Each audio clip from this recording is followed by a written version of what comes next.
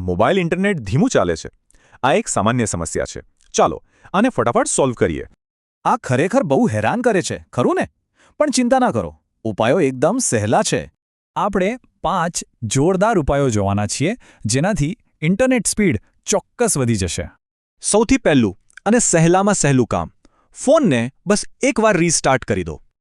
ક્યારેક બસ આટલું કરવાથી જ નેટવર્કની નાની મોટી ભૂલો સુધરી જાય છે અને સ્પીડ પાછી આવી જાય છે. બીજો એક ફટાફટ ઉપાય છે એરપ્લેન મોડને ઓન અને ઓફ કરવો. બસ એરપ્લેન મોડ ઓન કરો, 10-15 સેકન્ડ રોકાઓ અને પછી પાછો ઓફ કરી દો.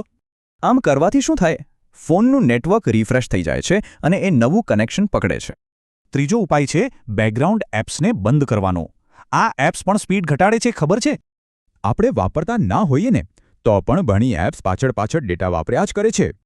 તો સેટિંગ્સમાં જઈને ચેક કરો અને જે એપ્સ કામની નથી એને તરત જ બંધ કરી દો. ચોથો ઉપાય છે કેશ ક્લિયર કરવાનો. આ પણ ધીમી સ્પીડનું એક કારણ હોઈ શકે છે. જ્યારે બ્રાઉઝર અને એપ્સમાં આ કેશ ડેટા બહુ જ ભરાઈ જાય તો એ સીધી અસર સ્પીડ પર કરે છે. આને સાફ કરવા માટે બસ ફોનના સેટિંગ્સમાં જઈને સ્ટોરેજ ઓપ્શનમાં જવાનું છે. હવે જો આ બધા પછી પણ સ્પીડ ના વધે તો છેલ્લો ઉપાય છે એપીએન સેટિંગ્સને રીસેટ કરવાનો.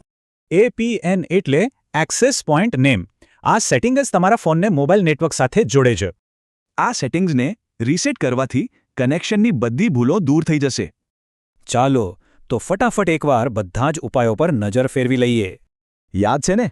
Phone restart, airplane mode, background apps બંધ કરવી, કેશ ક્લિયર અને APN રીસેટ. આ એકદમ સિમ્પલ સ્ટેપ્સ છે, પણ મોટાભાગના કિસ્સામાં સ્પીડની સમસ્યા આનાથી જ સોલ્વ થઈ જાય છે. આમાંથી કયો ઉપાય તમારા માટે સૌથી વધારે કામ આવ્યો? અમને જરૂર જણાવજો.